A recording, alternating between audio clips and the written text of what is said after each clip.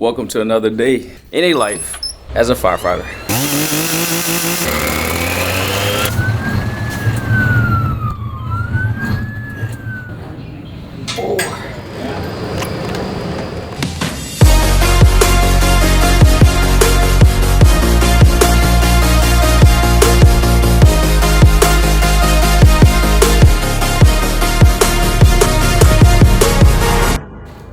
January 29th, Physique update. I came down from 218 and I'm currently like around 212. So here's my physique.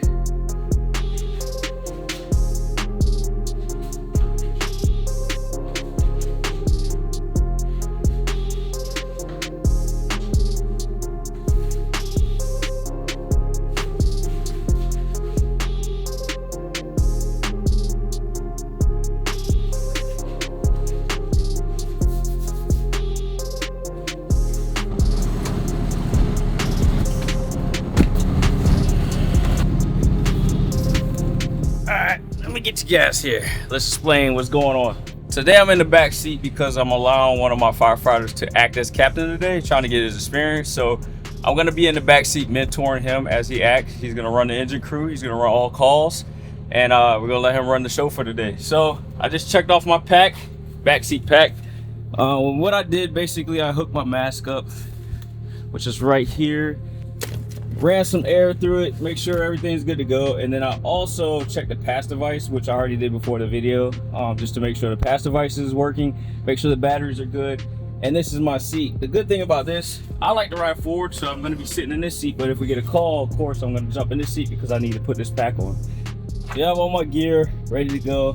I'm going to organize it. This is not how I normally keep it, but this is all my gear ready to go, and this is going to be my point of view when riding in the truck. Better be able to look.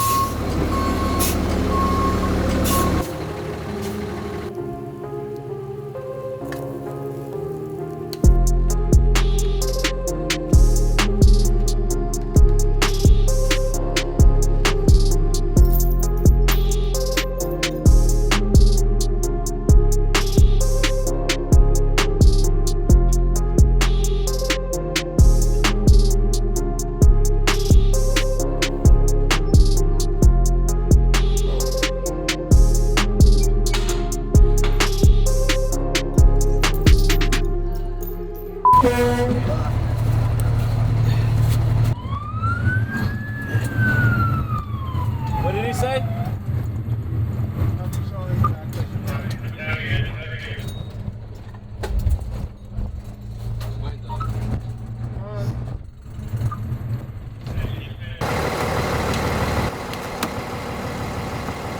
I was like, great, workout's good.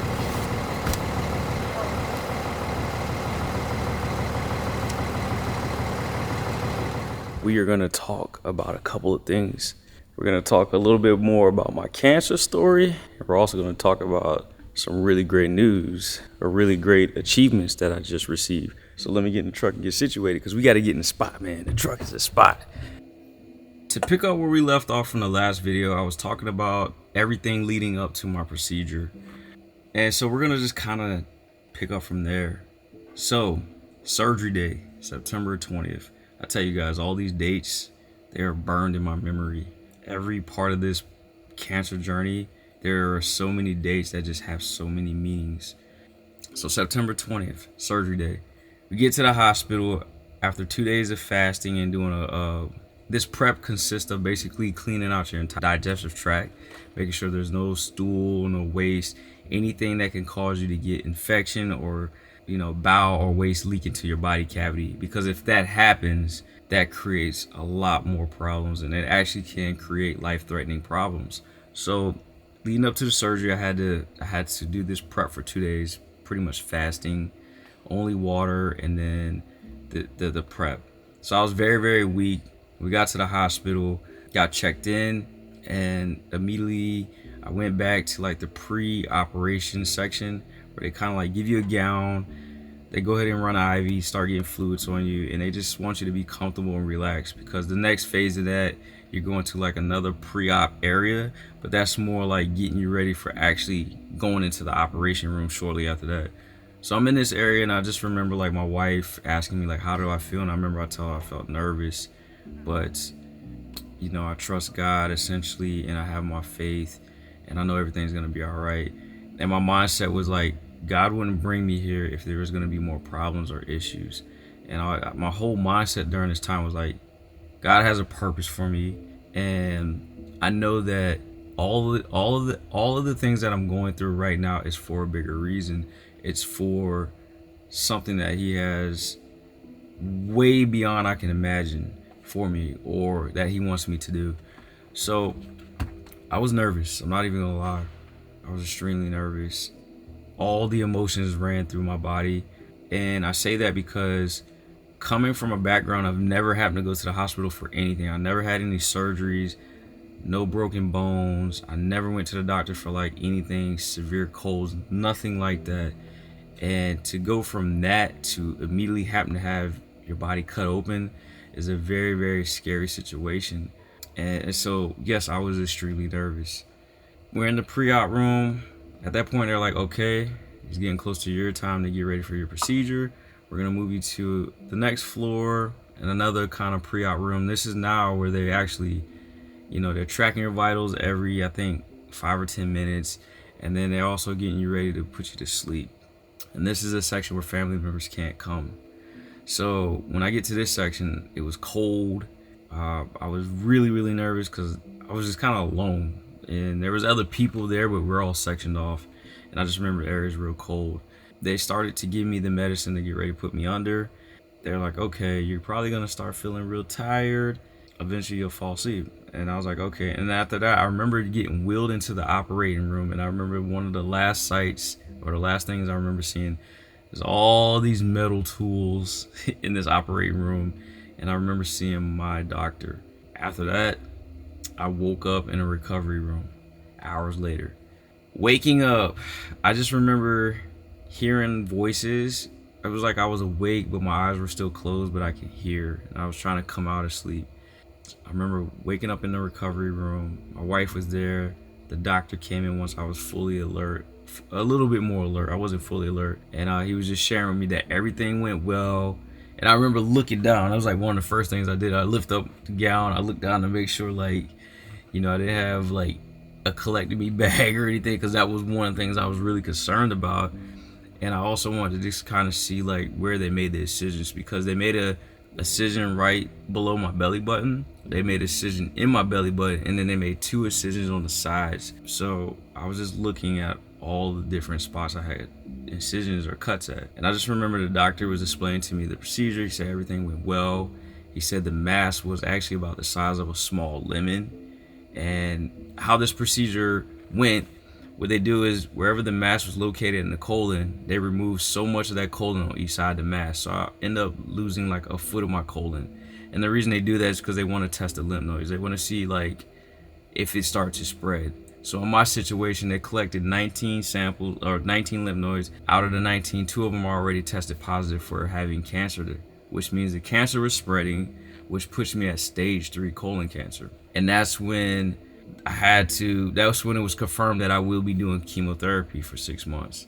And I was a little bit nervous because prior to that, there were spots, and they still are, on my liver. Very, very tiny spots, but the doctor said that the spots are so small they can't even get a biopsy or a sample. So they did share with me that going through chemo, if it was anything cancerous, the chemo treatment should like kill it or essentially eliminate it. To this day, I still have those spots, but they haven't grown, and they're gonna be pretty much monitoring these spots for the rest of my life. But anyways, after the surgery, I'm like, okay, it's time to recover. The hard part is over. Surgery's over. This is the hardest part of this process. I'm not gonna have to worry about anything else. Everything else is gonna be downhill, is the mindset I had. And lo and behold, the journey was actually really, really starting. And mentally, I was in a great space. Physically, I knew my body was down, but mentally and physically, I know my body was ready to to get back up and get back to how I used to be and how I was. So the motivation and drive to get back to how I was there. That moment was beautiful. It really was. It was a beautiful moment. It was like achieving a higher award, and I was just extremely thankful, man. And I remember that same day, my father-in-law, and I will never forget this. We're in the hospital. We hear some talking down the hallway, and I was like, I told my wife, I was like, "That's your dad." And she's like, "How you know?" I was like, "I know that voice anywhere." And lo and behold, he walks in the room, and he was like, "Hey," and we were just shocked because he left work. He drove an hour just to come all the way to Charleston, and then he was gonna drive back to go to work. And we was like, "What are you doing here?" And he was like, God told me to go see his work." And that was deep. That was deep. And I think my wife and I, we were just speechless in that moment. Like, we were just not prepared for that kind of response, but it was very, very impactful. Yeah, that was deep. Really deep, y'all. Man. Well, I tell you guys, that was deep. But we're gonna stop it right here. We're gonna stop it right here. Story gets better. But I appreciate you guys as always, man. Tuning into the channel, support me. It means a lot. It does. It truly means a lot. You guys mean a lot to me. Getting back into doing YouTube videos. It's not about how many views I get. It's just about me sharing my story. It's about me sharing what I went through. And it's about me just inspiring and motivating people. Like I said, I feel like God has a purpose for me. And though I'm still seeking that purpose, I feel like I am doing great work by spreading my story and sharing my story with all of you out there. So we're going to close out here. Try to keep this video fairly short, and I appreciate you guys as always. Thank you. Thank you so much.